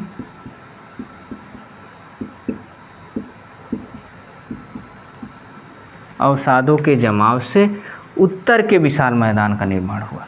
यानी इधर से एक प्लेट गई, बीच में तो एक गर्त बन गया था। अब ये धीरे धीरे दबने लगा, इसमें सब अवसाद भर गया। इधर पर्वत बन गया, हिमालय, नदियां ला करके इसमें काट छाट के बंद करती रही। यही टेथिस भूसन्नति था। अब इसमें अवसादों के जमाव से उत्तर का विशाल मैदान का निर्माण हुआ। विशाल मैदान का निर्माण हुआ, उत्तर के विशाल मैदान का निर्माण हुआ इस टेथिस भूसन्नति के कारण। ठीक है, और एक चीज़ याद रखना इसमें, महान आकार वाली शार्क मछली का विनाश स्थल पर, ठीक है, जो महान आकार वाली शार्क मछली थी उसका विनाश हो गया बेचारी का। महान आकार वाली या बड़ी मछली, बड़ी शार्क का विनाश हो गया। ठीक है, का विनाश हो गया, बेचारी का विनाश हो गया। ठीक, विनाश हो गया, तो बड़ी आकार वाली शार्क मछली का विनाश हो गया। स्थल पर बड़े स्तनधारी जीवों का ह्रास होने लगा, किंतु मानव उत्पत्ति इसी शक में हुई है। बड़ी मछली खत्म, ठीक है, बड़े स्तनधारी मरने लगे। जो बड़े स्तनधारी थे, स्तनधारी मरने लगे बेचारे, समाप्त होने लगे, समाप्त होने लगे। किंतु मानव की उत्पत्ति इसी शक में हुई है। किंतु मानव की उत्पत्ति इसी शक में हुई है। पूर्वज तो पहले आए थे, वो तो पूर्वज थे ना, पुच्छहीन बंदर। ठीक है, तो पूर्वज तो पहले आए थे। पुच्छहीन बंदर किस में आए थे? तो ओलिगोशीन, पुच्छहीन बंदर। ठीक है, पुच्छहीन बंदर एपी ओलिगोशीन में आया, बीच में मायोशीन आ गया, इसके बाद प्लियोशीन तक आते आते आखिरकार मानव की उत्पत्ति इसी शक में हो गई। तो मानव की उत्पत्ति किस शक में हुई? प्लियोशीन। इसके बाद नियोजोइक। ठीक है, नियोजोइक। चलिए, तो कई सारी चीज़ें हो गई, ध्यान से देखिएगा। आ गया है आपका नियोजोइक, लास्ट है।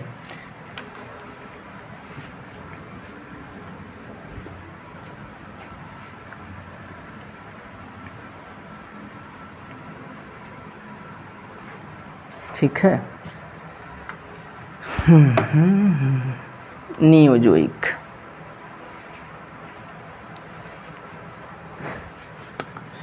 नियोजोइक को हम दो भागों में बांटते हैं। पहला वाला है प्लीस्टोसीन, दूसरा है होलोसीन। प्लीस्टोसीन 2 लाख वर्ष से पूर्व प्रारंभ होता है और समाप्त होता है 0.11 लाख वर्ष, टोटल अवधि 0.11। होलोसीन 0.11 लाख से प्रारंभ होता है और समाप्त हो जाता है, अभी नहीं हुआ है, अभी यह जारी है। ठीक है, समाप्ति अभी जारी है और अवधि भी अभी जारी है, यानी यह होलोसीन अभी चल रहा है। वर्तमान में कौन सा शक चल रहा है? होलोसीन चल रहा है। होलोसीन से पहले कौन बीत चुका है? प्लीस्टोसीन बीत चुका है। कितना? 20 लाख में से 11, 0.11। ये चीज़ याद रखेंगे।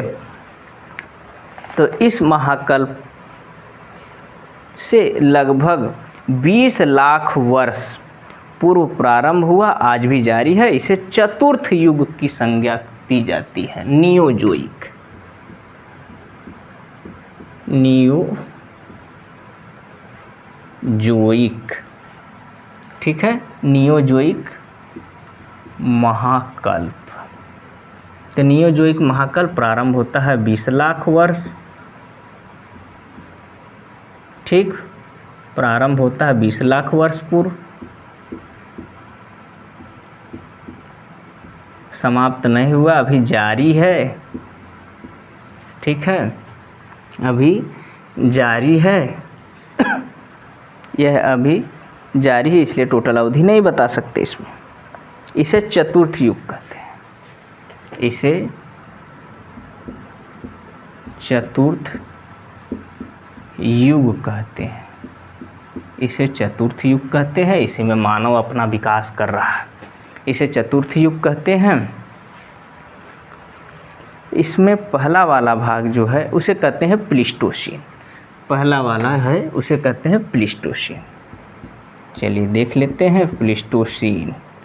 प्लीस्टोसीन, ठीक, ये जो प्लीस्टोसीन है, ठीक है, इस प्लीस्टोसीन की सबसे बड़ी विशेषता भूपटल पर हिम चादर की उपस्थिति थी। प्लीस्टोसीन की सबसे बड़ी विशेषता, सबसे बड़ी विशेषता, सबसे बड़ी विशेषता, सबसे बड़ी विशेषता हिम चादर की उपस्थिति, हिम चादर की उपस्थिति थी। सबसे बड़ी जो इसकी विशेषता है वो हिम चादर की उपस्थिति है। चलिए देख लेते हैं। अब इस प्लीस्टोसीन में हिम चादर की उपस्थिति फैलाव को 4 समयों में हुआ है। इस हिम चादर का फैलाव 4 समयों में हुआ है। नेब्रास्कन, ठीक है, उत्तरी अमेरिका की बात है, ठीक है, 4 समयों में हुआ है। नेब्रास्कन, तो पहला है आपका नेब्रास्कन, पहला नेब्रास्कन, दूसरा है आपका कंसान, और तीसरा है इलिनोइन,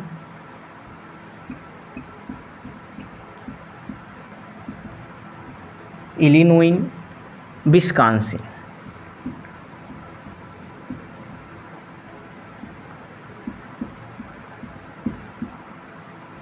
विस्कॉन्सिन, ठीक है। तो नेब्रास्कन, कंसान, इलिनोइन और विस्कॉन्सिन, 4 भाग में हम इसको बांटते हैं।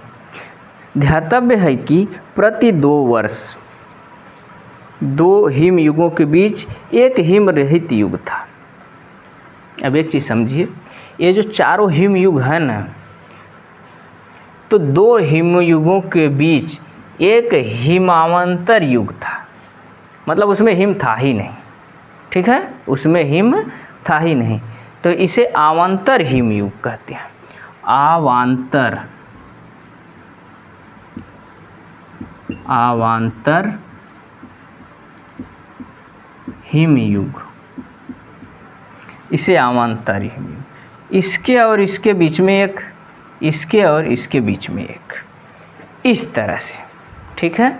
एक दो हिमयुगों के बीच एक अवांतर हिमयुग था, ठीक। तो पहला वाला, अब इनका नाम होगा ना, ठीक है, इनका नाम है, आ रहा है कि नहीं वीडियो में, नीचे थोड़ा सा कट रहा है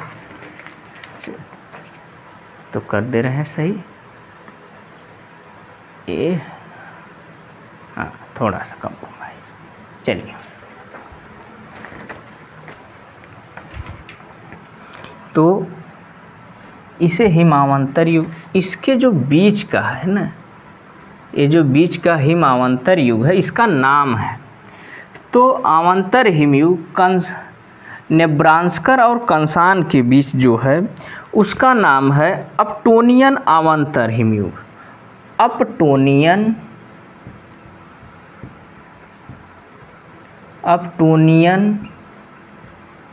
अवांतर हिमयुग, ठीक है। तो अपटोनियन अवांतर हिमयुग, इसके जो बीच में है अपटोनियन अवांतर हिमयुग, ठीक है।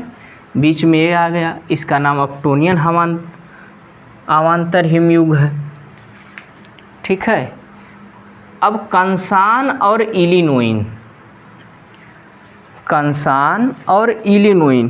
तो कंसान और इलिनोइन के बीच यारमाउथ अवांतर हिमयुग, यारमाउथ अवांतर हिमयुग, ठीक है। इसी तरह से इलिनोइन तथा विस्कॉन्सिन के बीच संगमन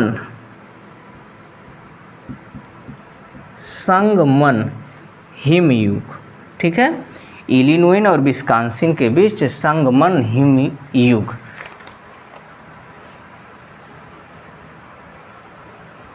ठीक है, अवांतर हिमयुग था। इसी प्रकार यूरोप में, ठीक है, यह वाला जो था हिमचादर, यह अमेरिका वाले के लिए था, ठीक है, अमेरिका।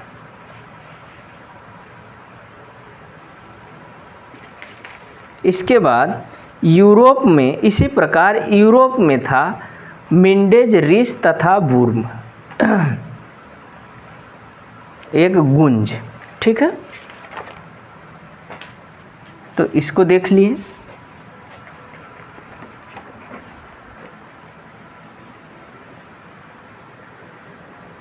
चलिए अब आ जाते हैं अपने जहाँ जिस स्थान। हाँ चलिए भाई, ख़त्म होने वाला है, 12 बजने वाला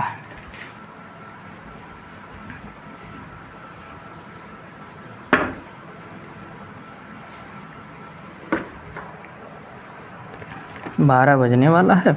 इसी प्रकार यूरोप में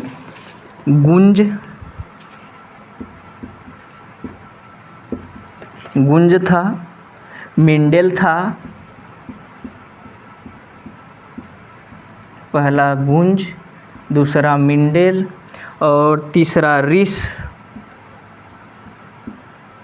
और चौथा उर्म, ठीक है, उर्म, 4 ठो थे। इसमें बस ये याद रखिएगा, सबसे बड़ा अवांतर हिमयुग मिंडेल और रिस के बीच में था। सबसे बड़ा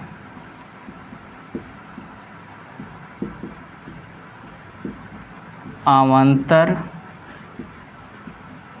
हिमयुग मिंडेल और रिस के बीच में था, ठीक है, मिंडेल और रिस के बीच में था,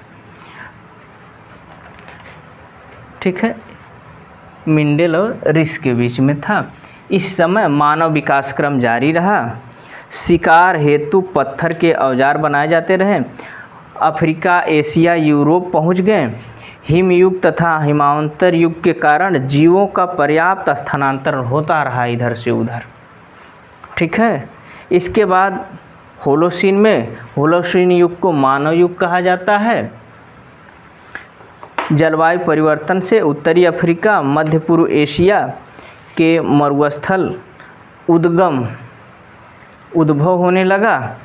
उत्तरी अफ्रीका और मध्य पूर्व एशिया, ठीक है। पशुपालन, कृषि किया जाने लगा, मानव कृषि करने लगा। 1300 से 1870 ईस्वी के काल में प्रायः लघु हिमकाल की यूरोप और उत्तरी अमेरिका को ठंडे थे, ठीक है। तो उम्मीद है यहाँ तक हम लेकर के आए, मानव आ गया। और सबसे पहला जो बुद्धिमान मानव था वो होमोसेपियंस मानव, होमोसेपियंस आया। उसके बाद तो मानव की लॉटरी खुल गई और उसने सबको गुलाम बनाना स्टार्ट किया। जब जानवरों को गुलाम बनाना, उसके बाद फिर इंसानों ने ही इंसानों को गुलाम बनाना स्टार्ट कर लिया। इस तरह से इसका कॉन्सेप्ट चला है। तो उम्मीद है तो आज मानव का युग है, इसे होलोसीन युग कहते हैं, इसे मानव का युग कहा जाता है। तो उम्मीद है ये वीडियो अच्छा लगा होगा और इसको लाइक ज़रूर कर देंगे, ठीक है। धन्यवाद।